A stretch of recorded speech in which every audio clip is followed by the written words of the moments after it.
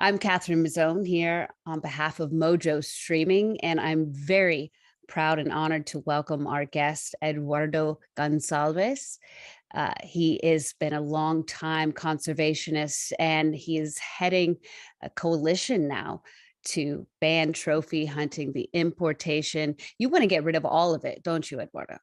I think eventually we have to see an end to this. I mean, it's one of those things that somehow fallen through the cracks of history. We've managed to abolish, a number of major social evils over time, whether it's apartheid or slavery, and also we've got rid of a lot of cruel animal blood sports. Bear baiting, dog fighting, cockfighting. All of these things were once seen as normal, and we realised as we evolved as a society that no, these things were barbaric and they belonged firmly in the past, and that's where I think trophy hunting belongs. And I think that in 50 years' time, people will look back at this era and think, "My goodness, how on earth did we allow this to persist so long?" And of course, in Africa, there is no tradition of trophy hunting.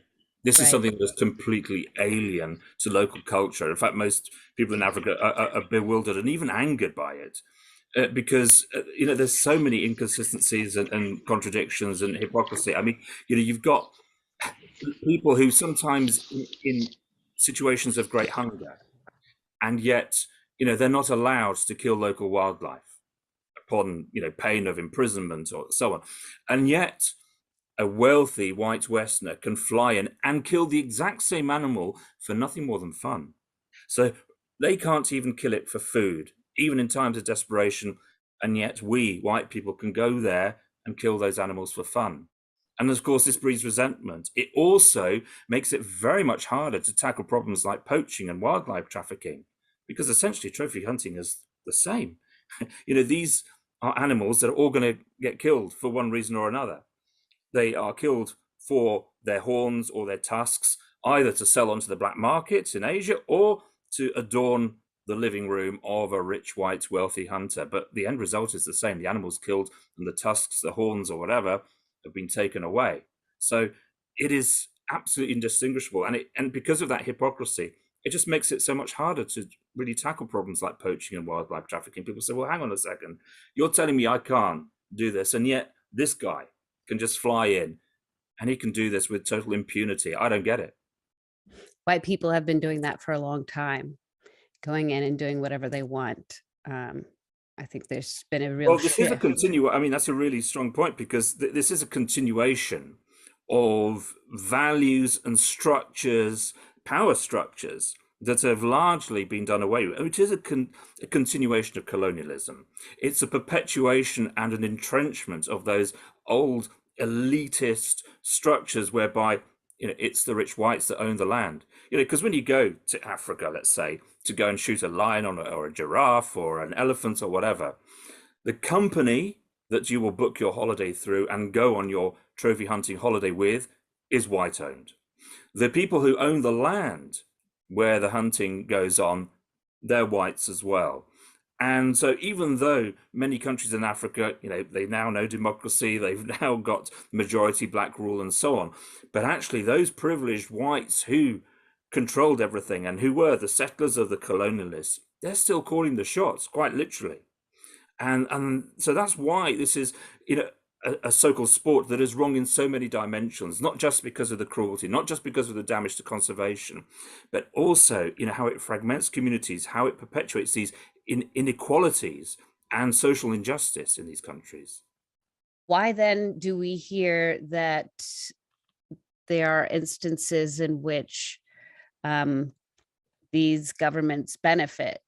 There are villages that get the meat, and it addresses local issues of problem lions or problem animals that have been killing villagers or destroying crops. If it doesn't benefit, where do we get this information? Where's it coming from? There are, of course, officials who benefit directly in Africa from trophy hunting, but conservation doesn't benefit, local communities don't benefit. And I know this because I've spoken to a lot of community leaders, to local members of parliament, to local councillors, and they keep saying, where are these so-called benefits? There's nothing. Literally, we actually go to the authorities and say, look, you say that you're getting money for building new buildings or repairing a roof or whatever it is. Well, we need a roof repaired. Can we have some money? And it's like, there's no money. There is never, they all talk about it actually as money that goes into a black hole. In other words, it disappears into the central government and never makes its way back into local communities and certainly doesn't go into conservation. And it wouldn't be able to fund conservation anyway, for reasons I can explain. I'm just going to take up a couple of the specifics that you mentioned there. For example, about distribution of elephant meat. Now, I've spoken to a lot of people in Africa, and they say one of their pet hates is when these white colonial guys turn up at their village, graciously donating buckets of elephant meat. They hate it because of the optics of it. This really patrician, here's the white hero coming in to feed the local Africans, please form an orderly queue. But also they just hate elephant meat. It's horrible. They say they have to boil it at least 7 times before it's remotely edible. And it's disgusting, it is terrible. And as for, problem animals or wildlife management, culling and all the rest of it, look, there's one thing that is wildlife management. There's another thing which is killing animals for fun. If you need to control wildlife populations, you bring in an expert marksman who can, as humanely as possible, dispatch an animal that is, presenting some kind of threat or problem. You do not, go onto the open market and say, hey, look, trophy hunters, come and shoot one of these animals. They're called problem animals. And you just take it out. Because there's lots of reasons why this is really bad. Firstly, trophy hunters, by and large, are not expert marksmen. They are terrible shots. They're amateurs. And they usually shoot from a long way away because they don't want to get into harm's way. And they try to avoid hitting the animal, getting a brain shot, because that doesn't make the trophy look very good. What they try to do is to aim for what they call a heart-lung shot through the shoulder. If you're standing 200 yards away, you've got to count on that shooter being like a marine sniper. You got to count on the animal not moving. You've got to count on there being no wind. And of course, what happens is that in the majority of cases, and there have been a lot of studies now which show this, in the majority of cases, animals do not die quick deaths when they're shot by trophy hunters. They die slow and painful deaths. And this has been shown everywhere, including by a number of states, actually, in the US, where they've done, the local state authorities have been doing research into how long it takes for a trophy animal to actually die after it's been shot by a trophy hunter. And in many cases, it's very, very slow, very painful. The hunters lose the animal, and this, of course, was what happened in the case of Cecil, the lion, who we're just about to celebrate yet another anniversary of the killing of this poor animal by that Minnesota dentist, Walter Palmer. He was shot in the evening by Walter Palmer with a bow and arrow. Why? Because Walter Palmer wanted to get one of these industry prizes for shooting big game with a bow and arrow. So they have all of these different prizes which incentivize hunters to shoot lots of animals. So, for example, there's one that's Safari Club International. It's called the Hunting Achievement Award. To get it at the top level, you have to shoot animals from at least 125 different species. So not even 125 animals from 125 different species. And they've all got to be big enough to register for the records book. So, of course, they're also encouraging hunters to shoot the biggest animals, which then depletes the gene pool and causes really, really serious problems. In some ways, it's an even greater problem than the large numbers of animals that trophy hunters are shooting. It's the fact they're wiping out all of the best animals. They're taking all of those good genes out of the gene pool, which means it's going to be very difficult for those species to be able to survive, adapt, to rapid environmental change. And of course, climate change is accelerating. And we're now seeing greater threats from diseases to lions and drought to elephants and so on. So they're creating a problem. And of course, they actually create problem animals because, let's take the example of elephants. If a trophy hunter takes out a problem elephant, let's say a matriarch, then that actually causes real trauma in the rest of the herd. I mean, there's been cases, scientists equate it to PTSD. Or if you take out the male bull, the biggest male bull, then the herd is left without a father figure, and the behavior of the young bulls is quite similar to that of juvenile delinquents who don't grow up with a father figure in the family. So they then go on and do start displaying antisocial behavior. They become more aggressive, or they're more likely to go into crops. And of course, if you're then taking out, let's say, a lion like Cecil, then of course that pride is then vulnerable to other predators. It's then vulnerable to other males coming into the area. So there's going to be the infanticide that takes place as that new male tries to, own, if you like, take ownership of that new. So there's an exponential effect of shooting a single animal, and there's been studies in Hwange National Park in Zimbabwe where Cecil was shot, and they showed how, for example, in the killing of one of Cecil's relatives, again a male, then a couple of females, lionesses from that pride, they then went off because they were scared off and they were looking for food. They ended up on a farm. They killed a donkey on that farm. So therefore they became labeled as problem animals. And so they were shot. And when those lionesses were shot, they found that they were lactating. So in other words, not only did those lionesses die as a result of the male dying, but also the cubs will have starved to death as well. And this is a recurring situation. It's like a tsunami. You kill one animal, it affects the whole population. This is kind of difficult for me to hear. I'm really sensitive. I don't know why, but I think it's Well, important you're to get this human, information but out. this is the thing. And I sometimes talk to people about it, and we're all left with the conclusion that trophy hunters must come from another planet. They must be a totally different race to the human race because their morality, or the lack of it, their lack of empathy, is so completely alien to normal societal behavior, to normal human reactions. You and I sort of look at this and think, well, this is absolutely horrific. I mean, and you do all of that for your kicks? Because that's all trophy hunting is. This is killing a sentient live animal purely for pleasure, for entertainment. In what worlds do we consider that to be acceptable? My neighbour next door has got a lovely cat called Oscar, beautiful cat. If I was to go next door with a bow and arrow and shoot that cat, right, I would have the police on my door. My name would be mud. I'd probably be dragged through the streets, and frankly, rightly so. I'd go to jail, and rightly so. And yet, it is both perfectly legal and deemed honourable by the trophy hunting community to shoot an African wildcat, or a European wildcat, or a mountain lion, or a bobcat, or creatures which in many cases are, certainly in the case of the wildcat, genetically essentially the same. We're talking about identical species, and yet for shooting an African or a European wildcat, you can get a prize, you can get a plaque. And this is why, because Safari Club International, for example, one of its many, many, many, and it has dozens of award schemes, is something called the Cats of the World.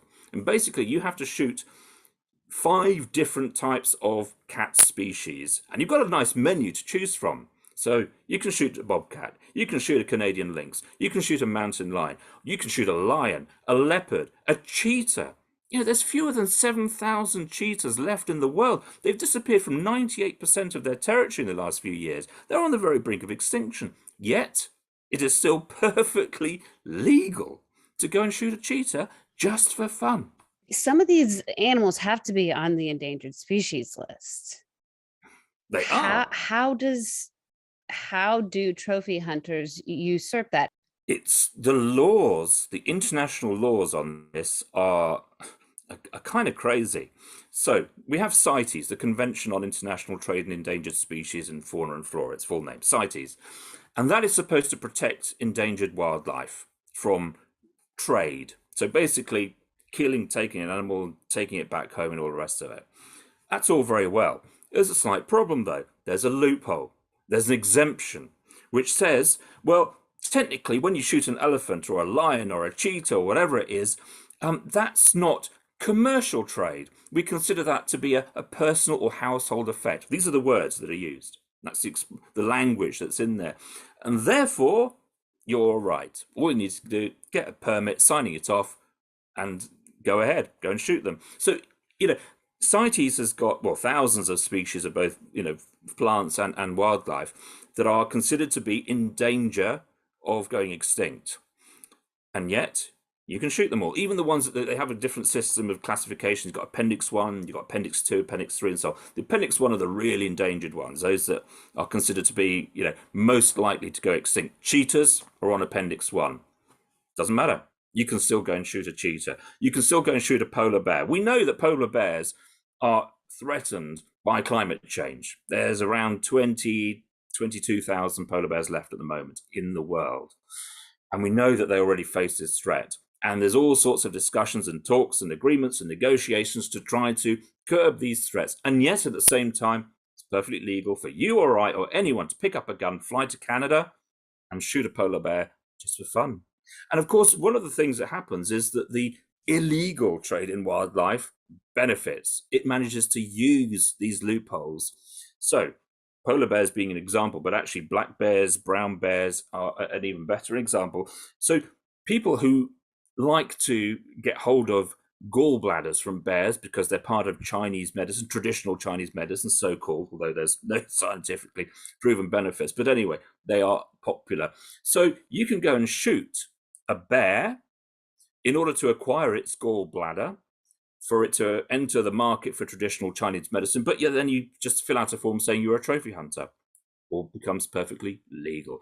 And that's what's happened in terms of elephant poaching in a lot of cases, even more so with rhinos. There's been some court cases actually which showed how big time crime syndicates were literally paying Vietnamese and Thai prostitutes and peasants, giving them $500 to get on a plane, go to South Africa, to shoot a rhino, pretend they're a trophy hunter. Many of them didn't even know how to fire a rifle. They actually had to get the professional hunting guide to take the shot. They didn't know what they turn up in these, sneakers and t-shirts and jeans, hardly hunting equipment. They'd never shot or held a rifle in their lives. But anyway, they were doing what was needed in terms of the international process. They were then claiming, yes, I'm a trophy hunter, and get that rhino horn or other body parts back to the smuggler, and it go into the Chinese trade. And rhino horns worth hundreds of millions of dollars were smuggled in this way. There was some of these crime syndicates have been shut down, but now actually some of these Chinese markets are getting it firsthand, if you like. They're not having to go through a middleman. So right now, at the moment, the biggest trophy hunters, in inverted commas, of rhinos are the Chinese.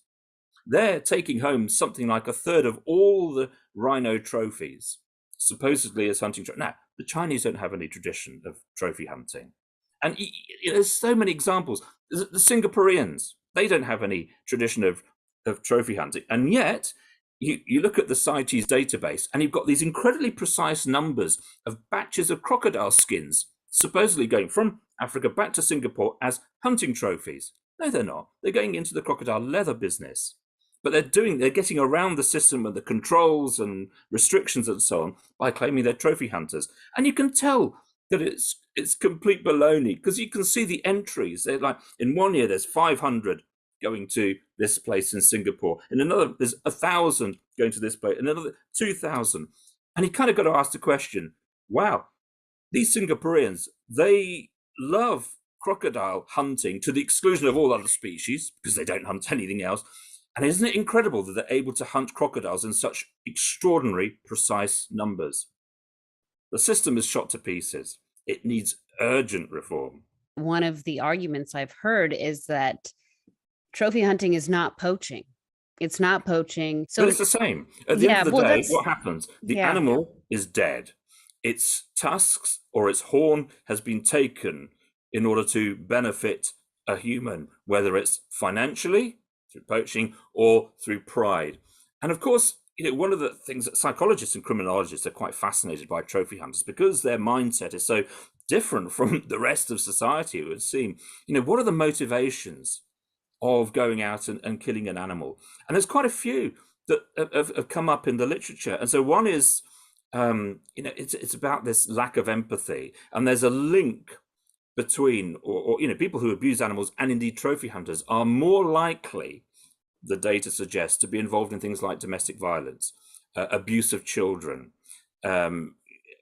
other quite serious crimes and so. And there've been actual trophy hunters who were also serial killers, and they would treat both the animals and their human victims in exactly the same way. There was one famous case of a trophy hunter who was a serial killer as well. He would capture a female victim, put her in the hood of his car, drive off into the middle of a forest, strip her naked, and then say, run.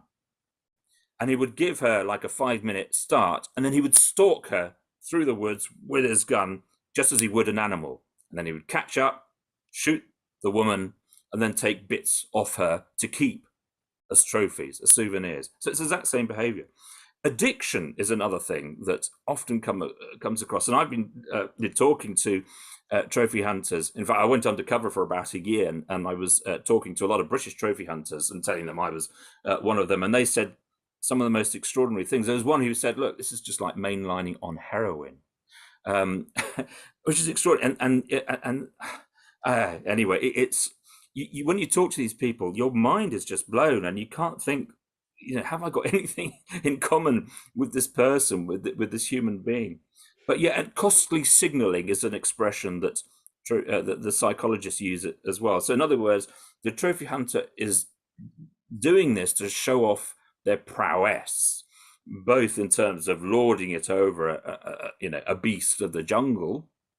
Well, then many of these cases, and you're talking about antelopes and pygmy creatures. I mean, it's ridiculous. Anyway, but they've got this amazing prowess, and they stand very proudly over their conquered foe, their vanquished foe, but also showing off to their peers their financial prowess, their wealth, because going trophy hunting ain't cheap. It's expensive, especially if you're going out into the wild to shoot a lion, or you got to go out into the field with a professional hunter, so you're paying their expenses, you're staying at a luxury lodge, you've got the flights, and then you've got the when you get the animal killed, you've got to skin it, you've got to salt it, then you've got to prepare it for the taxidermy, then you've got to ship it, then you get your taxidermist to turn it into a mount, and then you've got to find space in your own home. And actually, quite often trophy hunters build an entire new building to house their collection. There's a Spanish trophy hunter at the moment going around trying to find space because he's run out. He's killed at least 2,000 animals, and he just doesn't have space for all the trophies. And some of the the numbers that of animals that trophy hunters kill. There's another Spanish trophy hunter, Tony Sanchez Areno. He to date has killed 1,300 elephants, 340 lions. I think he's killed 167 leopards, 127 rhinos, it could be the other way around, and about 1,000 buffalo, and lots and lots and lots of other animals. The scale of the slaughter is absolutely insane. And so that kind of, mentioning that it's like an addiction kind of ring true, because once you get into it, it's difficult to get out of it. I mean, you kind of have to wonder, do these people need punishment, or do they need help? They certainly need one of them. To me, it seems like, trophy hunting, once in a lifetime thing. You go over there and you get your big trophy, but it's not like that. No, some of these guys are going 2-3 times a year, every year, maybe even more in some cases. I mean, the scale is astonishing. I mean, a trophy hunter is killing an animal every 3 minutes at the moment, and it's just so widely available and openly available. I mean, you can go, for example, to a website called bookyourhunts.com. It's like the Amazon of the trophy hunting world, and you can book any species you like. You can go and buy yourself an animal to shoot on a website. And there's no blocks. It's not illegal. It's totally above board. You can go and do this. You can go and check after this program. Bookyourhunt.com. They've got hunts for at least 350 different species at the moment. I mean, you name it. You want to shoot a raccoon or a squirrel, as well as a lion or a camel or a kangaroo or a seal, an otter. It's there. It's openly available. And you want to shoot a beaver, a badger, a bear, a wolf, a moose. You can, go hunting with a pack of dogs to chase a moose. You can get reindeer. The list just goes on and on. I mean, it is absolutely astonishing. But the trophy hunting industry actually works quite hard not to make this widely known. You don't sort of see a big lobby presence openly championing trophy hunting, even though it's a very big and powerful industry. They get these proxies and they create these fake front groups and so on. But the trophy hunting industry is very powerful. Just Safari Club International alone, which is one of the big organizations, I mean, it's spent around $140 million on lobbying in the last few years alone, in the last decade. And it gets its money from the gun manufacturers, the bullet manufacturers, from big time trophy hunters, people like Steve Chancellor, who's one of Donald Trump's big donors and fundraisers. Also gets a lot of money from the oil industry, interestingly, and that's because they have shared interests. In other words, they both want to open up wildlife and protected areas to exploration. In the case of trophy hunters, so they can shoot the animals there. In the case of the oil and gas industry, so that they can explore for oil and gas. And then they put a lot of that money back into working the political system. So Safari Club International's PAC, its Political Action Committee, is one of the biggest election campaign donors in the US. It's got a bigger PAC than big brands like General Motors and Delta and American Express. And that money, of course, buys influence. And they're very smart about where they put their money. I mean, they've been putting money in recent years. I know they put into the campaign coffers of people like Ryan Zinke, who then went on to become the Interior Secretary, whose department is responsible for issuing hunting permits and import licenses. It went into the campaign coffers of Sonny Perdue, who was the Agriculture Secretary, who again was responsible for hunting legislation. It went into the campaign coffers of Mitch McDonnell, the Senate leader. It went into the Senate Majority Leader. It went into the campaign coffers of John Boehner, the House of Reps Speaker, and so on and so on and so forth. So they're very savvy. And then of course they fund these arm's length campaigns. One of the most extraordinary, and it's very relevant, particularly because of what's happening in Britain and elsewhere at the moment. So Safari Club International put a lot of money. I mean, we're talking about $1 million plus into funding a campaign run by a fake conservation group called the Inclusive Conservation Group, which was owned and set up by a major trophy hunter who was also the head of a major trophy hunting lobbying group himself, a guy called John Thodos. And the Inclusive Conservation Group, on behalf of Safari Club International, it ran what it openly called a misinformation campaign, and the documents are in the public domain, so it's all there. It's all legally, confirmed. And they said quite literally, we're going to take the content from Safari Club International's website and put them into the words of an African to make it seem that actually there was a big African campaign wanting rich Westerners to go and shoot animals. And they called this thing Let Africa Live. So they created this fake organization on social media with all of these profiles, and they created fake profiles as well for people to like and share using artificial intelligence technology. I mean, this is a really sophisticated campaign. And they created all of this content for social media and was sharing it all around. And it all comes from these documents which talk about misinformation. But they were then putting these supposedly African messages out there. But of course, it was all being written by a right-wing political consultant down in Arizona. Indeed, it all got exposed. There was a big investigation by the Stanford Observatory, which does a lot of, it's respected for its, research and investigations in what goes on social media. Facebook and Twitter ended up kicking these platforms off their platforms altogether. It was in the Washington Post. It was but what was interesting was they directed a lot of these messages at British members of Parliament and British government ministers, and saying, we Africans don't want you to do this. We Africans, you're being colonialist by trying to dictate to us how we should use our natural resources. Kind of, hey, what? No, what the British government and others are saying, we don't want to import hunting trophies into our country. I mean, as a sovereign nation, it's got a right to decide what it does import and doesn't import, in the same way that it doesn't allow in ivory or doesn't allow in certain foodstuffs for whatever reason.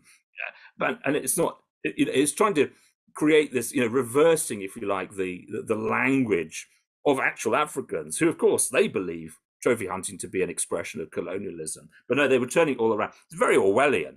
It's straight out of 1984.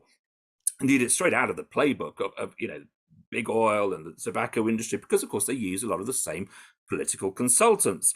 Companies like Crossroads Strategies, which represents a lot of the oil industry, the tobacco industry, and so on Capitol Hill. So they're playing the same playbook. I mean, you might not remember, but years back, the tobacco industry first claimed that there was no link between smoking and serious lung disease like lung cancer, that there wasn't scientific evidence. So it tried to sow doubt into the minds of the jury, the public. Also said, oh, and doctors recommend X brands, saying in some way that Right. it Yeah. was something endorsed by the medical community, therefore a healthy product. Oil industry used to do the same. I mean, we know from Exxon and others, they've denied for so long that there's a link between man-made carbon emissions and climate change. But also they used to say that actually global warming was a good thing because it was going to green the planet. And here we are again. It's the same message. One, there's no link between trophy hunting and the decline of species, first of all, but also trophy hunting can be good for conservation. And of course, there's no evidence for it. But, you look at what's happening with wildlife today. Let's take the example of lions. I mean, lions are in deep, deep trouble. 1950s, there's around 500,000 lions on the planet. By the 1970s, that had gone down to 200,000. 1990s, there's 100,000. I was speaking to lion experts a couple of weeks ago. They've been doing the latest survey. They can only confirm the existence of 9,610 lions right now. And yet they're still being shot. And in fact, the annual quotas that governments set for shooting lions is equivalent to around about a third of the entire male adult lion population each year.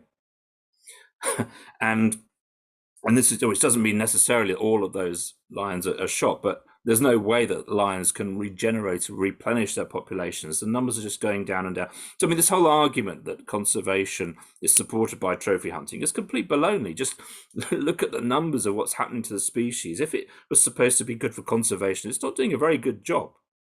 But it can't. It can't. And mathematically, it's impossible. I mean, let's take the example of Cecil. So when Walter Palmer shot him, he would have paid a trophy fee of, let's say, around $20,000, half of which supposedly to support conservation, half of which to support local communities. Now, the actual cost of conserving a lion like Cecil and his habitat is around $1 million a year. $10,000 doesn't begin to register. Now, what does make a real difference, what can actually help to conserve these animals, is photo safaris. Because an animal like Cecil, he himself can generate around about $100,000 a year through photo safaris. So over the course of a lifespan of an average wild lion of around 15 years, so let's say roughly $1.5 million, he's more than paid his way. And that's got to be the way forward. I mean, everywhere you look, photo safaris, the nature tourism industry, is so much better for people as well as for wildlife. People are getting better jobs, they're better paid, because hunting is seasonal in so many of these places. Here you've got good jobs that pay all year round. There was a study recently that said if South Africa, for example, were to switch wholesale from trophy hunting to nature tourism, 11 times more jobs would be created in poor rural communities, and they'd pay better. And that's the evidence. And of course, you go to Kenya, which banned all trophy hunting in the 70s. And by the way, lion populations, elephant populations, black rhino populations, they're all going down everywhere in Africa, except in Kenya, where trophy hunting is banned. Populations of lions, elephants, and rhinos, they're going up. They're going up significantly in Kenya because people aren't shooting them, and because they're getting better jobs. They're getting social benefits, which do motivate and incentivize them to want to conserve them. The Maasai people in Kenya no longer kill a lion as part of the warrior ritual. They've dropped that because they've discovered actually there's better benefits for them. So every single child in the Maasai tribe in Kenya now has access to a high school education funded entirely by the photo safari industry, and because of the revenues that come from that. And so much more money is also going into conservation. I mean, you compare Kenya with neighboring Tanzania just across the border. The amount of revenue that comes from photo safaris in Kenya equates to about 70 or 80 times as much as is plowed into conservation in Tanzania from trophy hunting. So it's something like $14 per hectare in Kenya and more like 8 cents a hectare in Tanzania. So Tanzania, this is the the derisory amount that goes into conservation supposedly from trophy hunting, whereas in Kenya they're getting so much more money. And the whole nature tourism industry in Kenya is now huge. I mean, it's worth about $1 billion. It's equivalent to about 15% of the country's GDP. Again, compare that with neighboring Tanzania. 26% of Tanzania's land is occupied by hunting estates. They contribute precisely 0.22% to the country's GDP. So nothing. It's such a terrible use of land. It's not generating benefits for local people. It's not helping to protect wildlife. There's lots of information coming in from both sides of this argument. Where can someone go to find the facts, like hard data? There was a really good study actually published in the US back in 2016, I think it was. And it was by the researchers, the staff of the US House of Reps Committee, of the Natural Resources Committee of the US House of Representatives. And essentially it said, okay, the trophy hunting industry says that trophy hunting brings all of these social and environmental and conservation benefits. Well, let's go and have a look. And it took the flagship projects, the ones that the trophy hunting industry says, look, you see, we have this and it's great and gives money to people and is great for conservation. And it looked at them, and there was 4 main ones that it studied in depth. And its conclusion was, well, there's no evidence to support the claims. You know, you could, in one of the projects, perhaps say that there are some benefits, but it's certainly not a logical consecutor, if you like, a sequitur of as a result of trophy hunting being there. So trophy hunting cannot be relied on to support conservation, was essentially the conclusion of the report. And it said that, you know, the claims of its benefits of conservation were much easier to find than the evidence to support it. So these were, you know, this was a very thorough and measured, you know, it wasn't done by people on this side of the argument or that. They just looked at the evidence. And the evidence was that, well, it didn't stack up. The claims weren't there. I would say that's a good place. I think it was called Missing the Mark.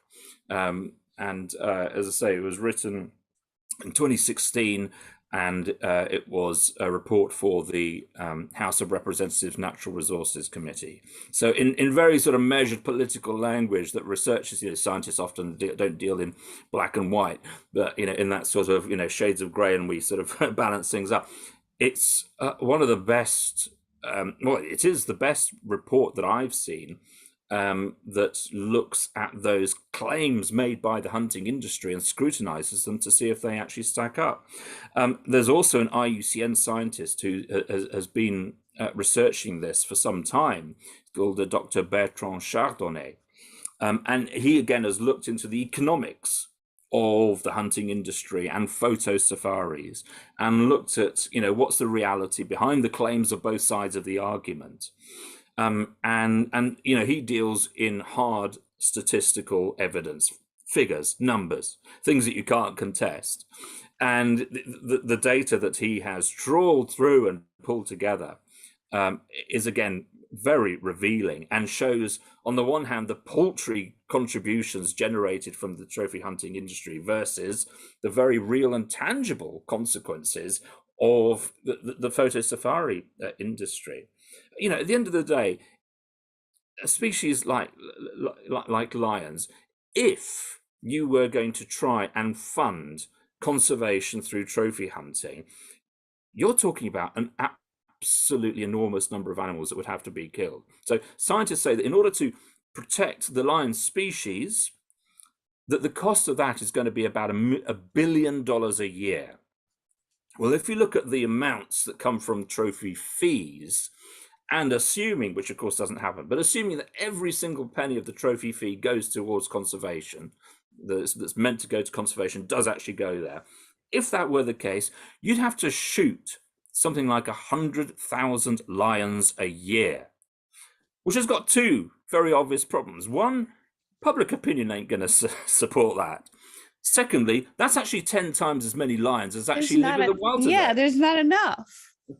So it's you know, it's a completely illogical argument. You've written a lot, 4 books now about trophy hunting, and they're all different. And you also mentioned you went undercover, which obviously takes a lot of dedication. So what first got you into trophy hunting, and what then inspired you to go undercover? Well, the way I got into trophy hunting was kind of almost by accident. I was reading some press reports, and then something cropped up on Agence France Presse. It was a report coming out of Botswana saying that they were going to be bringing back elephant trophy hunting, which made me think, what? That means that elephant trophy hunting was happening, and what else is happening? So I started looking into it, and that's when I, of course, stumbled onto the colossal size of the industry, and it is an industry. It is an industry, and how much was money was going into it, the very powerful figures involved, how many animals are being killed, the species, the fact that you have record books, so like world record type of thing. So there's a thing that Safari Club International have, and other hunting groups do as well, which is their record book, which is of all of the biggest animals that have been shot, and it has 899 different categories of species and subspecies that it accepts records in. And so, lions and cheetahs, and of course, some species have now gone extinct. I mean, there is very strong evidence that trophy hunting has led to extinctions, both local but also global. In the 19th century, they wiped out the quagga, which was a zebra-like creature that inhabited Africa. They wiped out the blue bog, which was an antelope that lived in South Africa. In very recent times, and I'm talking about the last 30 years, they wiped out the scimitar horned oryx, which was a type of antelope that lives in Saharan Africa. And other animals, the Dorcas gazelle, and addax are right on their very last legs, and the Dharma gazelle. Anyway, many species, they're right on the brink, and trophy hunting has absolutely had a big part to play. In the 19th century, trophy hunters from mainly Britain wiped out 20 million animals in one go. And of course, that will have had an impact on species. Anyway, so that's how I kind of stumbled onto it. And I guess as any sort of curious person, that journalistic background that I have as well, it's kind of what goes on in the minds of these people? Why are they doing this? I mean, and what's their thinking? And so I managed to get the contact details of a number of trophy hunters. And so I started talking to them. I said, hey, I'm a trophy hunter, and I'm thinking of going on this big, hunting expedition. And I'm thinking maybe this animal, or so tell me, what have you done, and what would you recommend? And, what was it like when you went? And and because they thought I was, one of them, they opened their hearts. And by the way, conservation never came into the conversation. Not one of them ever said, oh, and I do this because I just want to help conserve wildlife. No, they all said about how much fun it was. And I had people saying the most crazy things. I had to sort of double take. Did that guy just say? I mean, there's one guy who said, we'd go hunting, and then in the evening, we'd grab a few beers, and then we'd go back out and shoot the monkeys out of the trees. And he's laughing as I'm talking to him, saying this. And there's another, talking about shooting a wildcat. And there's one guy, he said, oh, he shot a jackal, a male, and then he saw its mate a few seconds later, so he shot that as well. And the one who was talking about how he shot this dwarf mongoose, and that was really funny. They talk about what happens when they shoot them, about the animal sort of catapulting into the air, and they're laughing as they're saying this. And I'm just thinking, my goodness, we've actually got quite a serious social problem here, because this person feels it is perfectly acceptable, A, to do these things, and B, to talk about it in this way. And that's when I started then connecting with criminologists and psychologists, and I've got a sort of background in criminology as well, and asking them, what does this actually mean? I mean, what does it say to you? And they're saying, look, this is serious. We can't just take this as a joke. I mean, this is no joke what they're talking about. And so it certainly wasn't easy, because you're trying obviously to relate to these people and respond to them in the way that they would expect you to respond if you were a trophy hunter, which of course is anathema to the way that most people would respond. Most people would think, people wouldn't say this kind of thing in normal conversation. And one of the really interesting things was, it was like there was a sense of relief that they could finally speak to somebody about their adventures without feeling shameful. because they know that in normal society you can't say these things and do these things, and certainly not without being shunned or No, being but they can criticized. post the photos all over the place. It's Yeah, different, I'm sure, when you hear the some of the descriptions that I saw on your site. yeah. Horrific. And and you're constantly thinking, I can't believe, that people can actually say, I mean, I've got to rethink the identity of humanity, because I just feel so completely different to this person. But then you're digging into it, and you find some of the most barbaric things that the whole of trophy hunting is barbaric, and then you get into the really hardcore. It's kind of like ultra snuff porn, right? So, for example, you can go to Texas on what they call these heli bacon holidays. So you can go up in a helicopter with a machine gun, and you can fly around and shoot as many pigs, wild pigs, as you can. And you've got these people raging about, and again, they're talking about it on the internet. You go to these people, and they call it the hog apocalypse, and they have all these crazy names for it. Heli bacon. These are the names of some of the companies that operate. Literally, you will go up in a helicopter, fly low over these wild pigs, and shoot them with a machine gun. Right, and also you've got these exotic places, mainly again in Texas, where they've got wildlife from all over the world. You can go to Texas to shoot a zebra. You can go to Texas to shoot a kangaroo. You can't shoot a kangaroo back in Australia, but you've got No. Australian hunters coming over to the US because you can shoot a kangaroo in the US. How did that experience change your technique or perspective in a way that's given you an advantage in the fight? That's a good question. I have to think about that. It's certainly opened my eyes to the depths of depravity that is trophy hunting. I thought it was a very serious problem. It was morally wrong. It was cruel. That it was doing nothing for conservation. But the more I look into it, and the more, I read some of their magazines. I read some of, the adverts in these magazines. You go to a magazine and it's got adverts for washing powder or for perfume or whatever. You go to these magazines and they're talking about just how their bullets can really blast an animal to pieces. That kind of talk, as if that's something that is normal. And it just makes me think, we actually have a serious social problem on our hands. And we know there is, this evidence that linking this kind of behavior to other very serious and violent criminal behavior. When the FBI decided to classify things like dogfighting as a grade A felony, they did it in part because it was a gateway to being able to help them catch people involved in other serious crimes. And in fact, I remember talking to a senior official in New York police a few years ago. He was saying, look, we look for the dog fighters because when we find them, we know we're going to find serious drugs, hard drugs. We're going to find guns. We're possibly going to find human trafficking. I remember I went and actually talked to a government minister here, and this was again about dogfighting in Britain, and he was, of course, expecting me to sort of give the usual kind of boring animal friendly talk about how this was horrible and so on. And I went and said, look, we're doing an investigation at the moment into dogfighting. The people involved are also involved in radical Islamic groups. And boy, did I get this guy's attention. And, he began to understand that, this was a form of criminality like any other form of very serious criminality.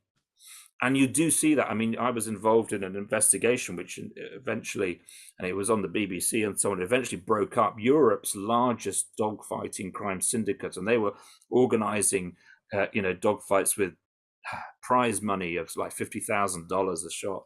And they were moving animals around and breeding them and all the rest of it. And we eventually broke it up. And it was that was pretty harrowing. You saw a side, I mean, because obviously we were witnessing what was happening to the dogs. And indeed, I got to know some dogs that had been rescued, some that had been used as bait animals. So literally tied down, and the fighting dog would be encouraged and taught how to attack a fellow dog and rip this animal to pieces. Awful, awful, awful. But there's no difference between that and trophy hunting. The mentality is the same. It's the complete lack of compassion and empathy for a sentient living creature. It's feeling that somehow we lord it over other creatures, that we have a right to do this. And trophy hunters often talk about this as their rights, their right to shoot whatever they want, their freedom to choose whatever they want, wherever they want, whenever they want. And that's why they're campaigning in the US and elsewhere to actually expand the list of species that they can shoot for fun, to expand the areas where they can go and shoot, expand, the days of the week, the calendar, the time of the year that they can go and shoot, even lower the age limits for children to be able to go and shoot. And there's a lot of work going on at the moment by the industry to recruit children. The NRA and other organizations have youth hunting camps where they teach children to shoot and how to kill animals, and then they get given a goodie bags at the end of it with guns and knives and a chance to go out on an actual hunt, etc., etc. And they're teaming up. The Safari Club International certainly, and other groups are teaming up with people like the Boy Scouts Association, even the Salvation Army, to get young people involved, because they know, the trophy hunting industry knows, it's in danger of dying out, because gradually society is waking up and saying, whoa, this is just wrong. You can't do this kind of thing in a modern civilized society. This is just plain, it's got to be binned into the dustbin of history. And so they're kind of, the age profile of these trophy hunting organizations is getting pretty old.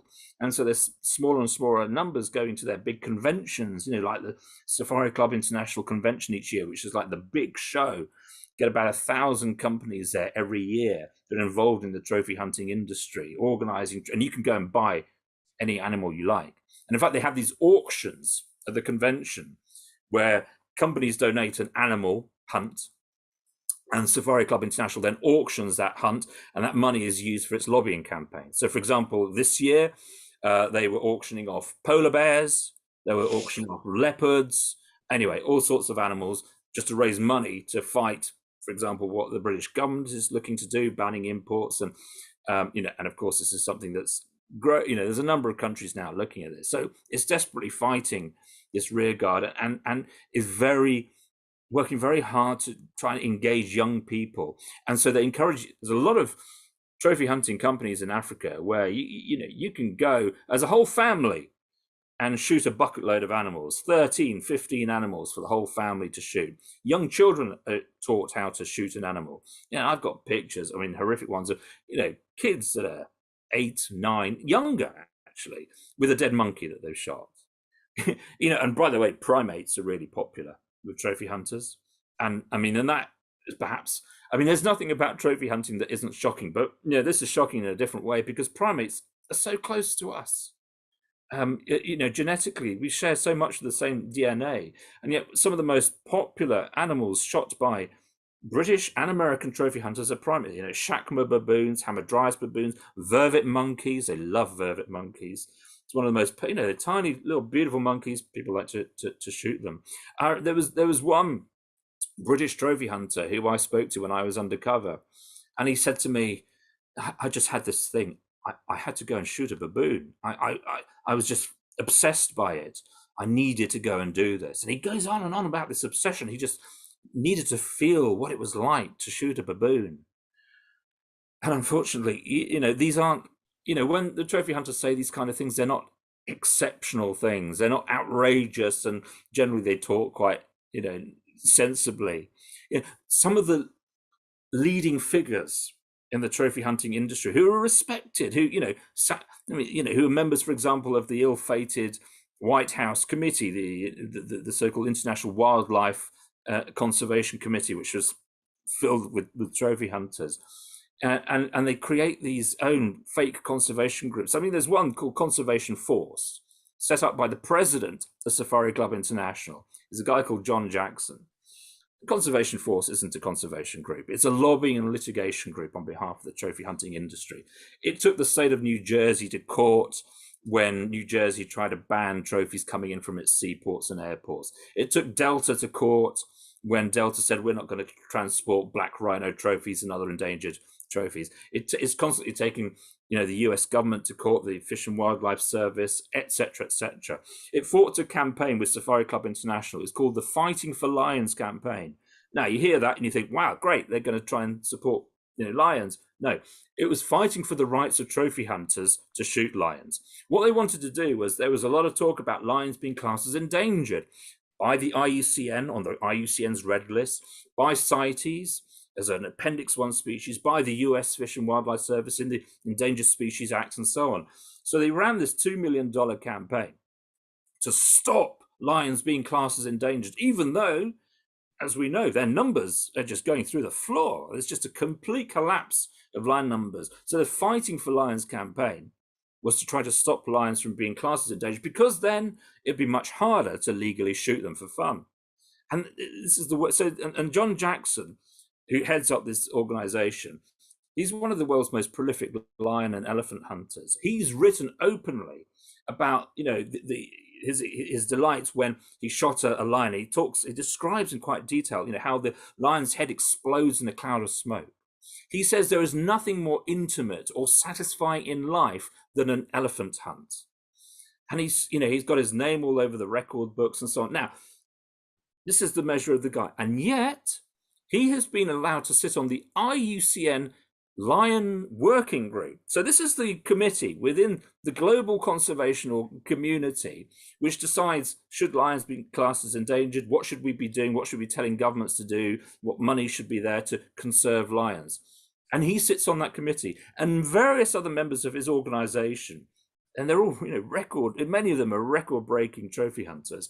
They're sitting on official committees within IUCN, within CITES, within the UN. And they're actually insiders within the system. So they're helping to rig the system in their favor, in the trophy hunting industry's favor. And so when you started by asking me, hey, surely these animals are endangered, some of them, how is it legal to shoot them? There's your answer. These people are actually at the heart of the system, making the decisions and ensuring that trophy hunters are literally still being allowed to get away with murder. Reviewing your achievements, it appears you've made a lot of progress just as an individual by increasing awareness. Forgive me for saying this, based on what you've just explained, it sounds like a nearly losing battle.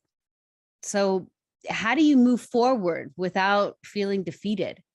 I don't think I'm fighting a losing battle. I think I'm winning, but it's slow because I'm starting at the very beginning.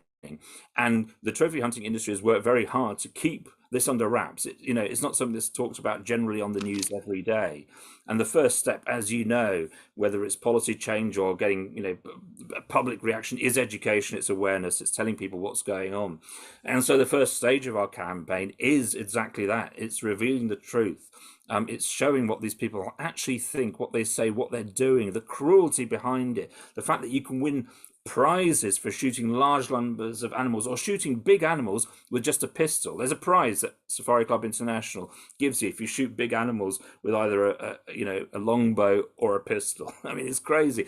There's so much of this that still isn't known, and so we're working very hard to get that in. But I think we've just made a really important first step, which is we've convinced the British government to introduce a bill that's going to ban the trophies of pretty much all species coming back to Britain. And that is so important, not just because of the numbers of animals' lives that's going to save, but the symbolism of it is enormous, because Britain was the country that invented modern day trophy hunting. It was the country that went and invaded Africa and Asia and India and so on, and brought these practices in, and these, colonial bigwigs, they took it up as their sport. And they also kind of introduced the Americans to it as well, because when Theodore Roosevelt did his big year-long journey around Africa, and him and his son Kermit, they shot over 500 animals. It was on a trip organized by the British authorities. I mean, Theodore would sit in this chair that was mounted on the front of a luxury train, and he would sit there with his rifle, and he'd shoot something and then get the train to stop so that he could get the animal. But that was with the permission of the British authorities in Africa, who helped him to do that. But yeah, so Britain, it kind of introduced the sport, it expanded it around the world. And of course, Britain still has those very strong linguistic and cultural and historical links with countries like South Africa and other southern African countries, but also with the States and Canada, New Zealand and Australia, where trophy hunting goes on. So for Britain to be the first country that says, do you know what, it's time to stop this. What were we thinking? We've got to call an end to this. That sends shockwaves, and that's why the trophy hunting industry is so scared about what's going in Britain. That's why they're so desperate and running these, false flag campaigns, these fake news, disinformation initiatives. They are desperate to stop what's happening in Britain because they know it's going to spread from there. In fact, it already has. About 3 weeks ago, the parliament in Belgium voted unanimously, and I repeat, unanimously, all the parties, to ban hunting trophies from coming back to the country. And they are implementing a law that's almost identical to one that was introduced in the Netherlands next door a few years ago that bans most species, not all, but most species. And there's other countries where this is now on the political table. This is being debated in Germany, in Sweden, anyway, in all sorts of countries. And of course, even in the US, there's been legislative drafts that have been pulled together. They're going through the House of Representatives. There's people in the Senate who are listening. This is something that could take off. So in many ways, for Britain to be the first to say this, it's like firing the starting gun, which is kind of an inappropriate analogy, but it is. It's about everyone now thinking, yeah, do you know what? We've got to address this. This is something that just it is complete anathema. We cannot call ourselves a decent, modern, civilized society if we think it's okay to kill beautiful, magnificent animals, many of whom are on their very last legs, just for entertainment.